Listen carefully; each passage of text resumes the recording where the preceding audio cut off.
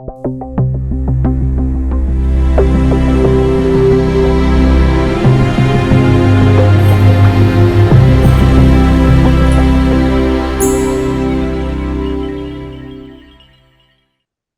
una alegría para mí poder seguir con nuestra introducción al Pentateuco y hoy en la lección número 25 que nos toca ahora vamos a cubrir la mayor parte de este libro del cual ya dimos comienzo en la lección anterior.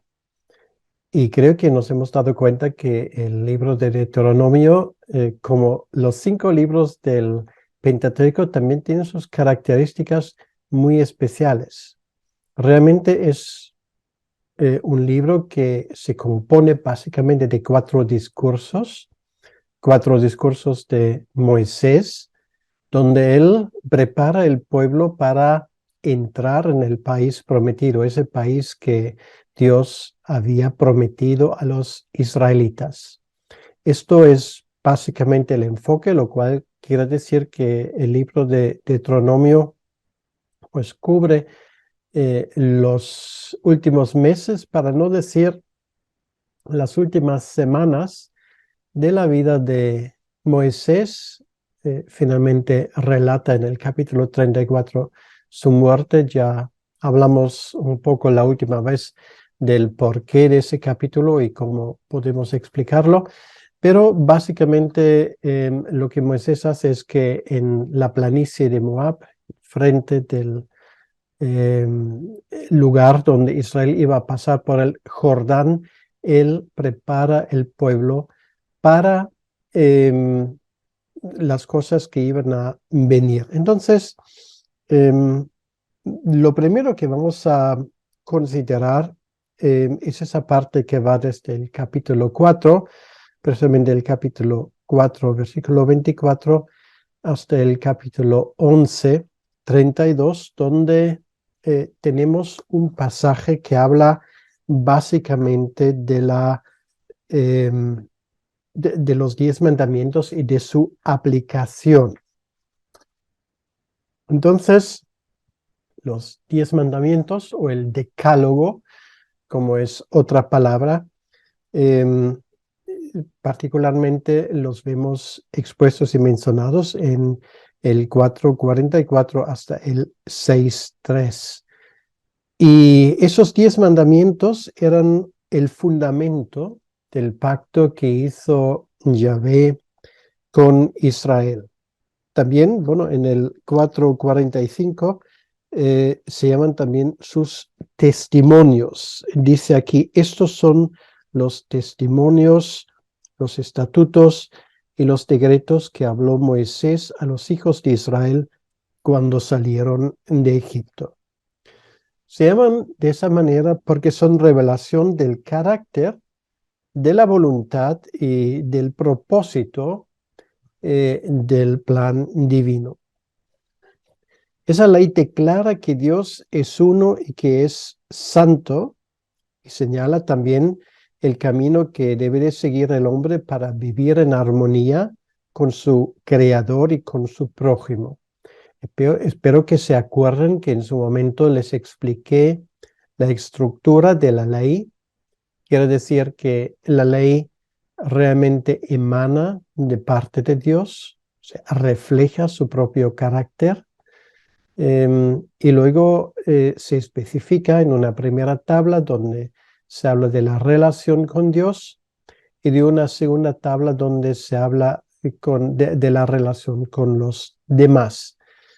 Entonces, de ninguna manera son simplemente reglas aleatorias o algo por el estilo, sino esto refleja la santidad de Dios mismo, su ser, y esto se plasma, para decirlo así, en una serie de reglas para su pueblo, para que nosotros le emulemos en su santidad. Sed santos porque yo, vuestro Dios, santo soy.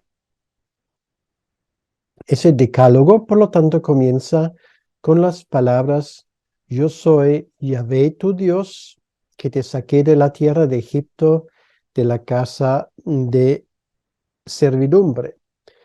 Y esto lo tenemos en el capítulo 5, versículo 6, lo cual quiere decir que el Dios de Israel exige aquí obediencia, en primer lugar, porque Él es Dios soberano, y en segundo lugar, porque ha entrado y ha entablado una relación personal con su pueblo. Y esto se ve reflejado en la expresión tu Dios. Su equivalente se encuentra más de 300 veces en Deuteronomio y es la base de la verdadera fe. Esto habla de una relación personal. Bien, recuerda la relación entre un padre y sus hijos. Y la tercera cosa que es muy importante en esta introducción de Deuteronomio 5:6 es Yahvé ha redimido a su pueblo de servidumbre. Por lo tanto, Él espera que los redimidos también le obedezcan. Por supuesto, podemos hacer una comparación entre el Decálogo, los 10 mandamientos, tal y como son reflejados aquí en el libro de Deuteronomio capítulo 5 y lo que vemos en el libro de Éxodo capítulo 20.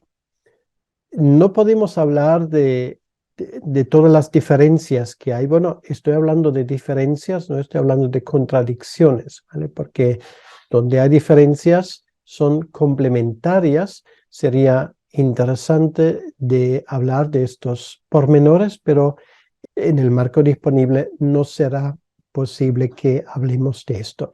De todos modos, no importa porque vamos a poder fijarnos en lo más importante. La diferencia principal entre el decálogo aquí presentado y el de Éxodo 20 la hallamos en el cuarto mandamiento para observar el día de reposo. Deuteronomio añade otra razón, además de que descansó el Creador, de la importancia de este mandamiento. Y es que los israelitas habían sido rescatados de la servidumbre de Egipto y deberían dar a sus criados y animales de trabajo un día de descanso semanal. Esa parte la tenemos en el capítulo 5, versículo 14 y 15. No lo voy a leer ahora, pero si ustedes quieren pueden hacerlo en cualquier momento. Todo esto finalmente lleva a lo que los judíos llaman el gran mandamiento. Y si vemos la historia en Marcos capítulo 12, es precisamente el escriba que pregunta a Jesucristo por ese tema, ¿cuál es el mandamiento más importante? Y lo sorprendente es que realmente es ninguno de los 10 mandamientos, sino forma parte de su base realmente. Es esto lo que se considera el corazón del Antiguo Testamento. Y hasta el día de hoy, si tú preguntas a cualquier judío cuál es el centro de tu fe, te va a responder con este versículo. Shema Yisrael, Yahvé Eloheinu, Yahvé Echad. Escuche Israel, Yahvé tu Dios, Yahvé uno es. Entonces es el credo de los judíos hasta el día de hoy. 2 veces por día ellos, si son piadosos, por lo menos repiten ese Shema. Y esto es el gran mandamiento. Escucha. ¿Vale? Esto empieza con este mandamiento. No tengo tiempo para entrar en más detalles, pero eso obviamente es interesante porque nos demuestra que nuestra primera responsabilidad frente a Dios es el de escuchar. Esto es algo que nos cuesta mucho, pero bueno, no puedo pormenorizar este tema. pero efectivamente es un detalle que no deberíamos pasarlo por alto. Entonces es la afirmación de la fe monoteísta, quiere decir la fe en un solo Dios. Pero ahora viene la cosa interesante, aunque esto es así, nadie lo niega, tampoco se niega la posibilidad de que ese único Dios sea un Dios trino, o sea, un Dios que subsiste en tres personas. La palabra Ejad en Deuteronomio 6:4 que se usa ahí no es el término hebreo que indica una unidad indivisible, sino es la misma expresión que se usa en el capítulo 1 del libro de Génesis cuando Dios habla de que el hombre y la mujer sea una sola carne. Por supuesto, siguen siendo dos personas, pero hablamos de una unidad y es exactamente la misma palabra que se usa en ese contexto, que me parece sumamente importante porque el hebreo tiene otras palabras que podría haber usado para hablar de una unidad indistinguible, completa. No se usa el término aquí en este sentido. Y esto, aunque afirma Deuteronomio 6:4 de que solamente hay un Dios, lo cual también los cristianos afirmamos plenamente, sin embargo, da lugar, da pie embriónicamente para la sucesiva para el sucesivo desarrollo de la doctrina de la Trinidad. Entonces, la Biblia nos enseña en ese sentido claramente la manera como Dios quiere entender su propio ser. Entonces, aquí se habla tanto de la unidad de Dios como de la unicidad de Dios. O sea, quiere decir que Dios es uno y a la vez que Dios es único, lo cual es sumamente interesante. De hecho, Deuteronomio 6:4 habla de muchos de los atributos de Dios de forma embrional. Por ejemplo, cuando dice, escuche Israel, el Señor nuestro Dios, el Señor uno es. Entonces habla del hecho de que, por ejemplo, Dios es un Dios personal, es un Dios anónimo. Y bueno, se habla de muchas cosas y una vez más no podemos parar aquí para entrar en detalles porque no podríamos hablar de otras cosas que también tenemos. Entonces, nos damos cuenta que se debe de amar a Dios de todo nuestro corazón, de toda nuestra alma, de todas nuestras fuerzas. Y Jesús lo cita como el primero y gran mandamiento.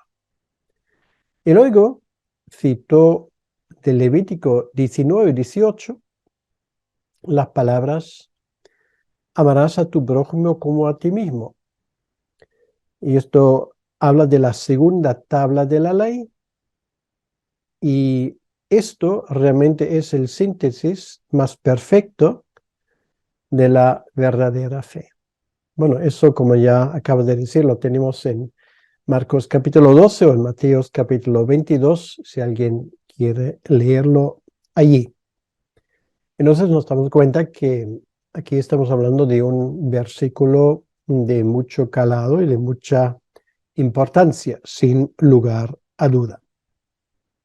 Entonces, podemos ver que otra de las cosas que aquí se enfatizan, y se enfatiza mucho, y que es muy importante, es el lugar de la fe en el hogar. Esto lo tenemos en el capítulo 6, los versículos 6 a 9.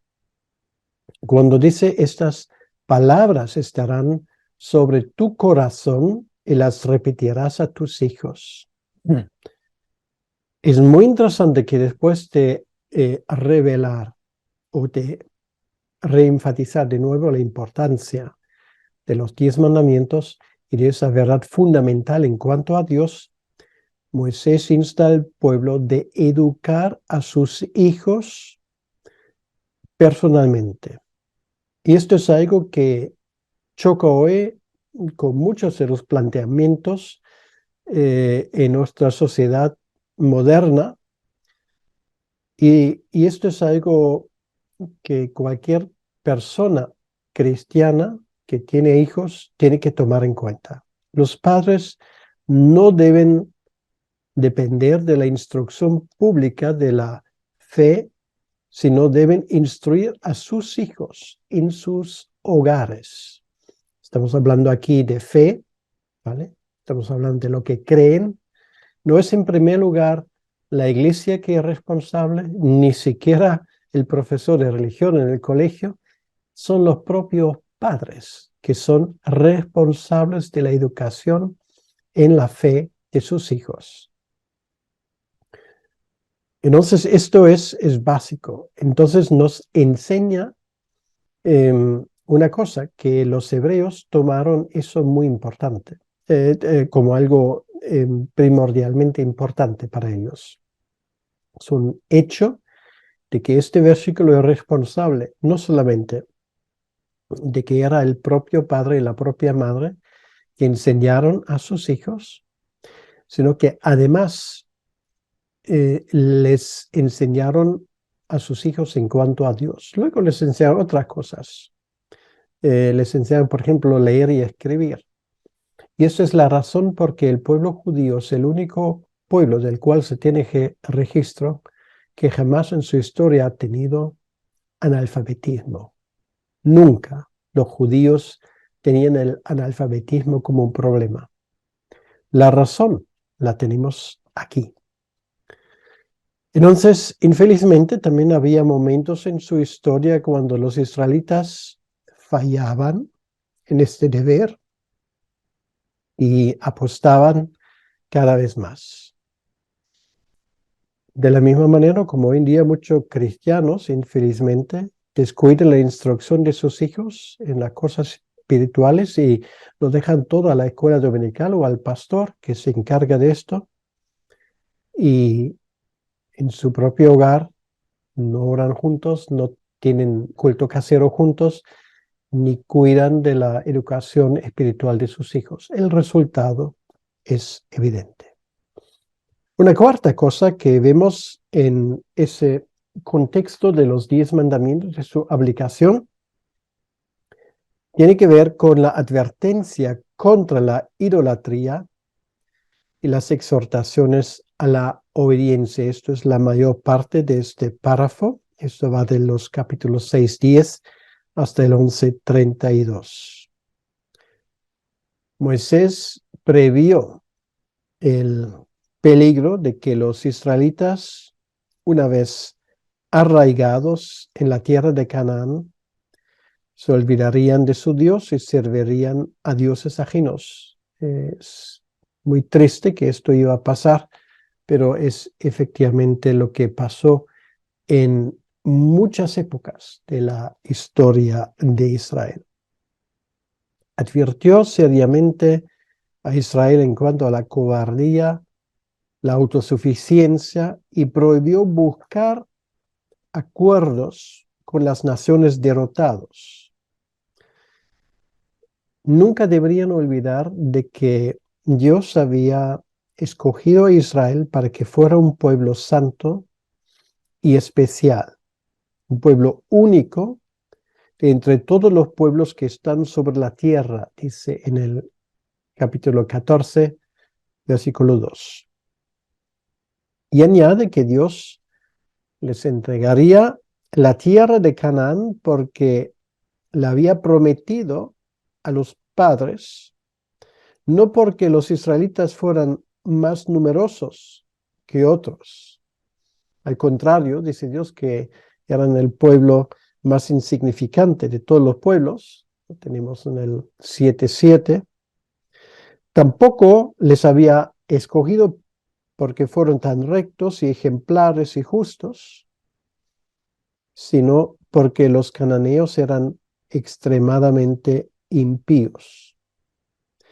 Lejos de ser justos, los israelitas murmuraban y se rebelaban continuamente. En Sinaí prestaron culto al becerro de oro. En Masá amenazaron con apedrear a Moisés y en Cades Barnea rehusaron entrar en la tierra prometida. En ese contexto, el Señor también habla de avispas que el Señor envió sobre los cananeos. En el libro de Deuteronomio 7, versículo 20, leemos: También enviará Yahvé tu Dios avispas sobre ellos hasta que parezcan los que quedaron y los que se hubieron escondido delante de ti.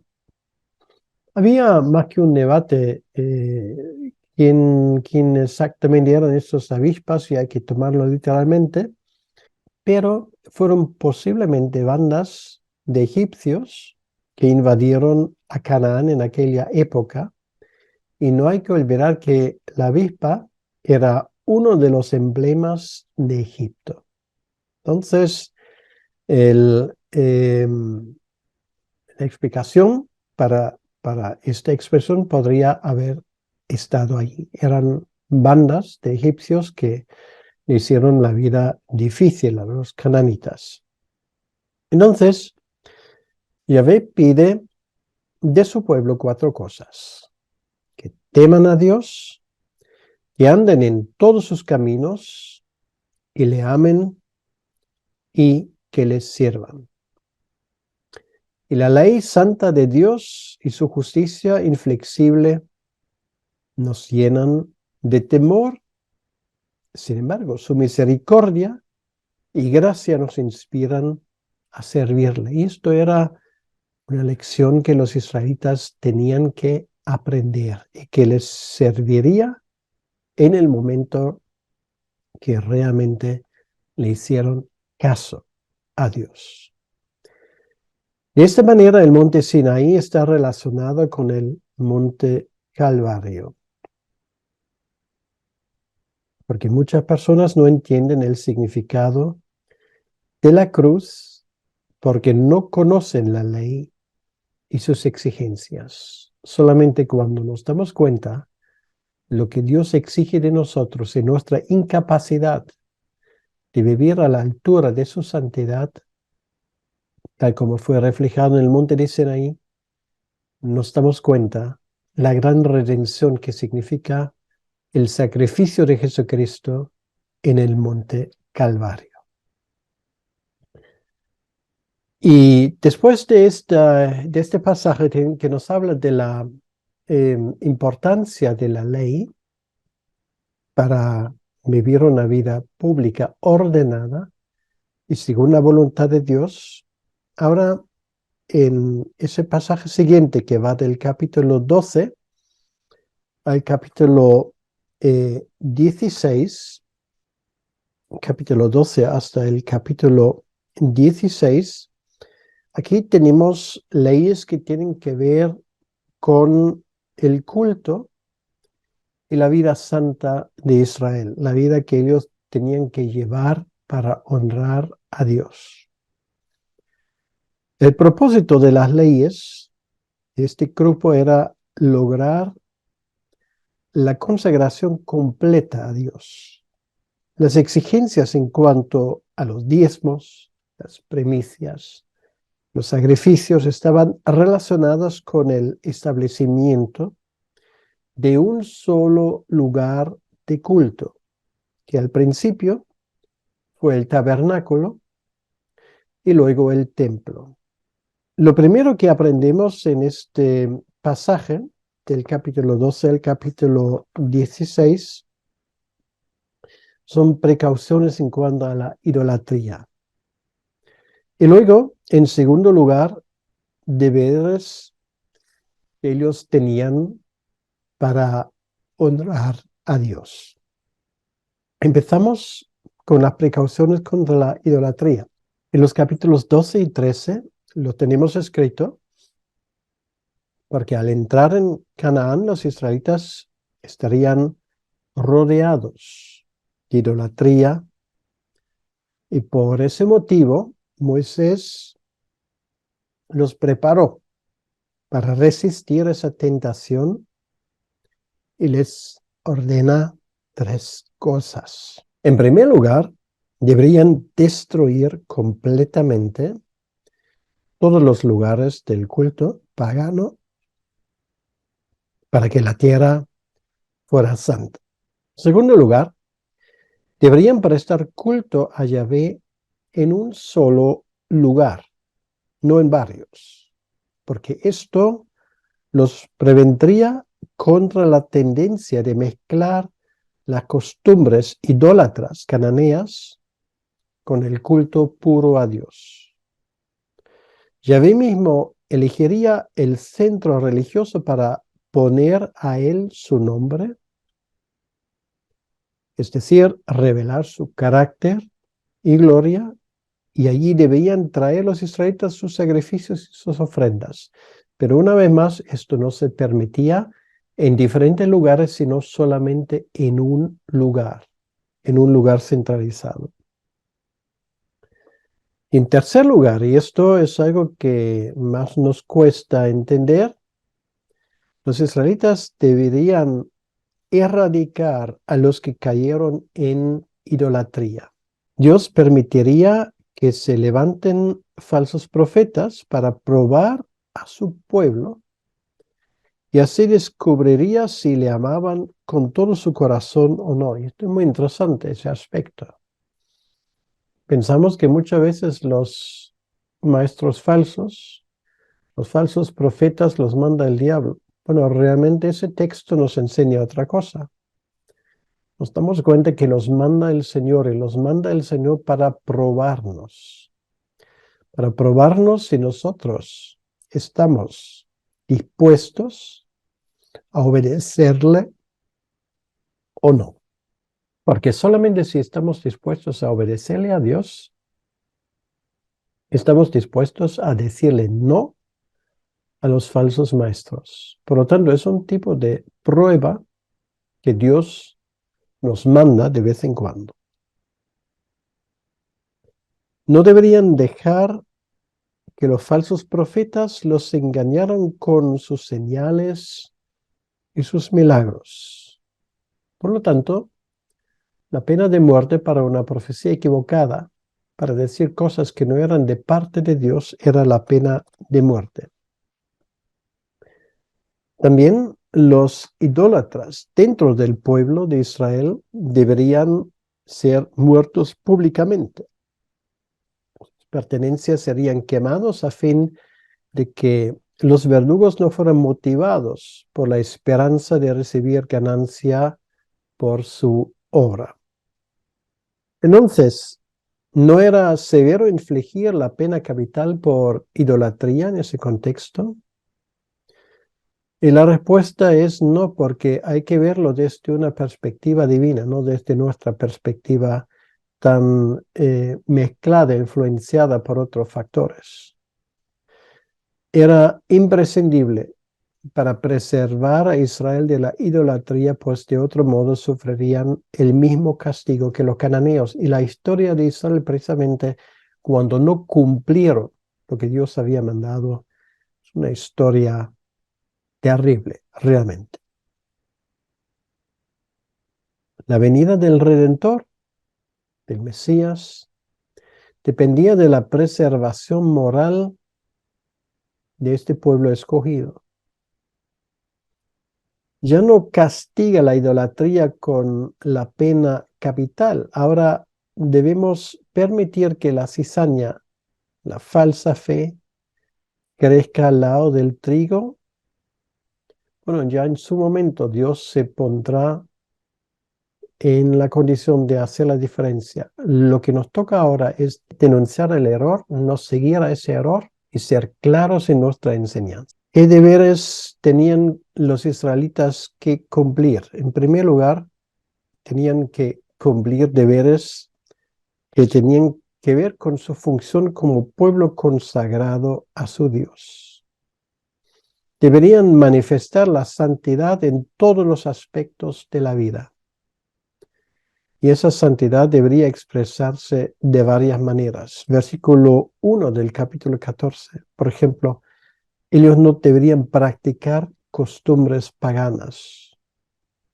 Como hijos de Dios hechos a su imagen, no debían, por ejemplo, desfigurar sus cuerpos. Pasaje muy interesante. En segundo lugar, en el 14:3 al 21, no debían comer solamente lo que era limpio, no de cosas que Dios había prohibido. Y ya en su momento hablamos del porqué de este mandamiento. En tercer lugar, deberían ofrecer a Dios los diezmos de los frutos de su trabajo. Esto tenemos en el 14, 22 al 29. Los productos de la tierra y todo lo que tiene el nombre deben considerarse como un regalo, una dádiva de Dios, y por lo tanto una décima parte debe ser apartado para el Señor. En el versículo 29 del capítulo 14 se ve el gran cuidado de Dios hacia el hombre pobre y se encuentra la promesa de bendecir al que da generosamente. Y eso no ha cambiado hasta el día de hoy. También esa fe pura y sin mácula de la cual habla Santiago 1:27 incluye el cuidado de los necesitados. Esto es tarea del pueblo de Dios, no de organismos estatales. Es nuestra tarea de ayudar a aquellos que tienen una auténtica necesidad. Luego, otros deberes tienen que ver con la obligación de cancelar las deudas cada séptimo año, en el año de remisión. Esto lo tenemos en el capítulo 15. Y esta ley tenía el propósito de evitar que los ricos aumentasen sus bienes y los pobres se empobrecieran más con el pasar de los tiempos. También debían dejar en libertad a los que se habían visto obligados a venderse o ponerse al servicio de su acreedor para pagar sus deudas. La remisión de Yahvé muestra que Él es misericordioso. Es además un símbolo, como vemos de Lucas capítulo 4, esa apariencia de Jesucristo en la sinagoga de Nazaret, donde Él habla de ese texto. Y es símbolo de la liberación mucho más grande que iba a venir en Él. Y en quinto lugar, los israelitas tenían la obligación de hacer anualmente 3 peregrinajes al centro religioso, en este caso primero al tabernáculo, luego al templo, para celebrar las 3 fiestas sagradas obligatorias, que eran el de la Pascua, el Pesaj y la fiesta de las semanas. Y luego, como tercer fiesta, la fiesta de los tabernáculos. Y eso nos lleva al último pasaje que vamos a considerar hoy, que nos viene del capítulo 16 al capítulo 26, que son leyes que tienen que ver con la justicia y con la humanidad, en términos generales, o sea, cómo tenía que vivir Israel en ese contexto. Puesto que Israel regía una teocracia, quiere decir un gobierno de Dios, las funciones civiles y religiosas se unían para que todo quedaba bajo la dirección divina. Por ejemplo, la administración de la justicia, en primer lugar. Y allí los jueces serían escogidos por el pueblo hebreo como representantes de Dios, y para proteger los derechos de su pueblo debían juzgar imparcialmente. Luego, Dios a su tiempo daría a Israel un rey, Y esto es lo segundo que aprendemos de esta ley de justicia. Sería Dios que lo haría.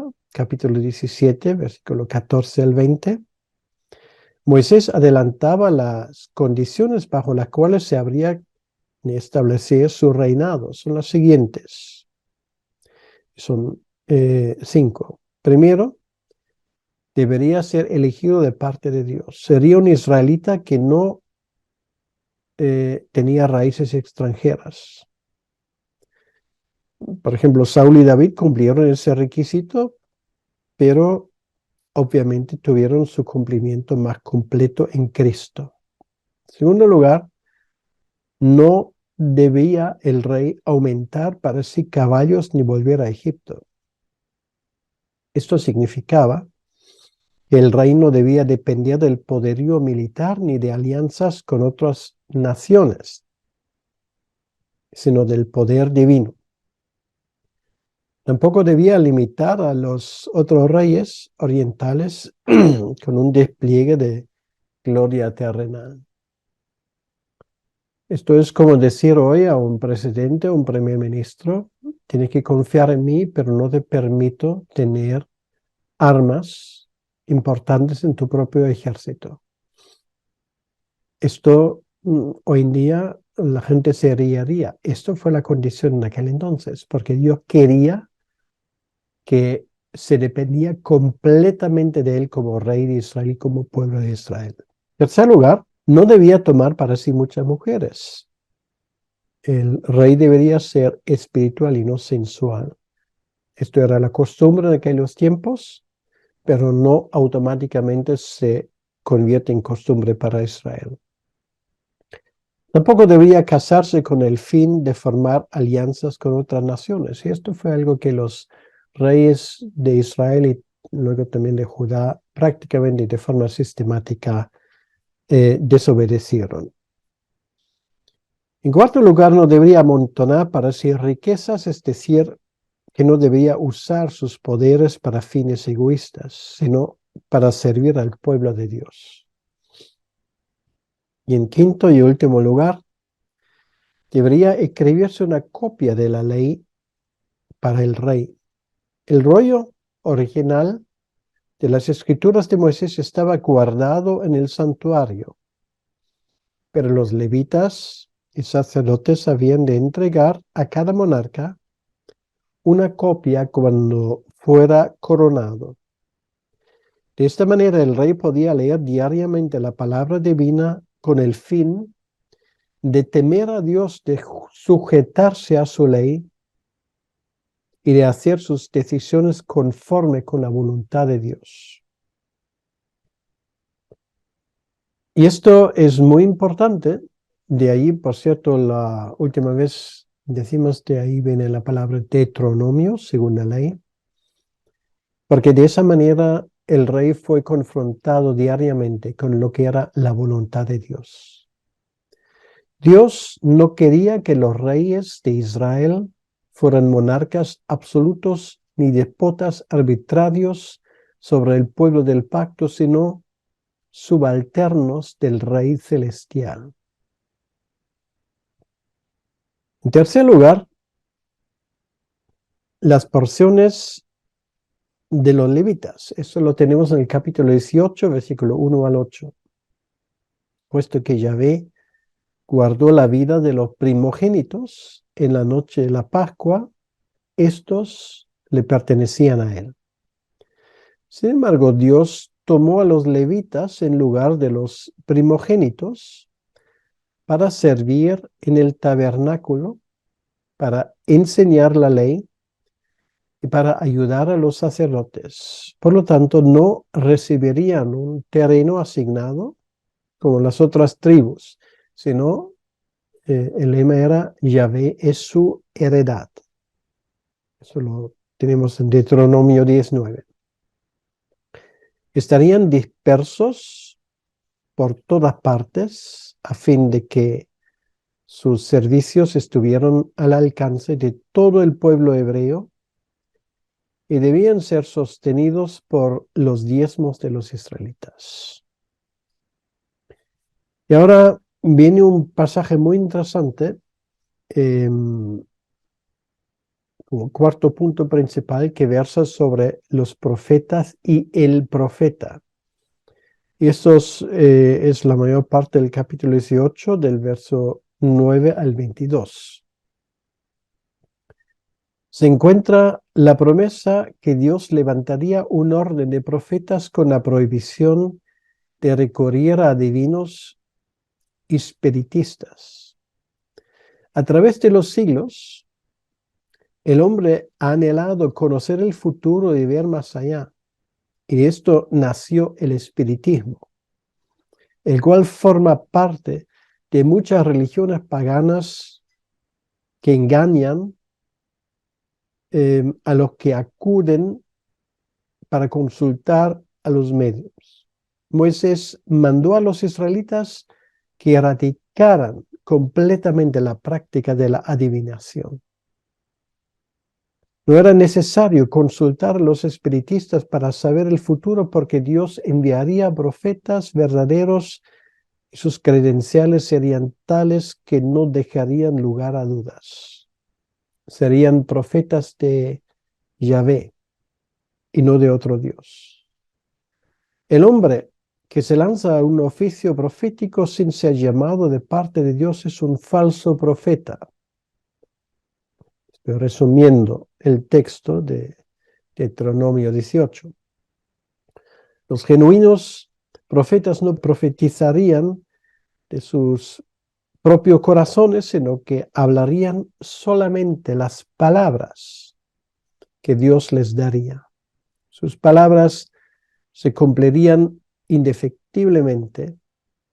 Sin embargo, podría ocurrir en ciertas ocasiones que falsos profetas obraron milagros y se cumplieron sus palabras, pero quedarían al descubierto a través de su doctrina no concordante con la de Dios. Dios permitía que hicieran señales para probar a su pueblo a fin de que se manifestase si le amaban o no. Entonces, esto es algo sumamente importante que como pueblo de Dios jamás deberíamos olvidar, que un milagro como tal aún no prueba que Dios está detrás de una cosa. Finalmente, el verdadero profeta honraría la palabra escrita de parte de Dios.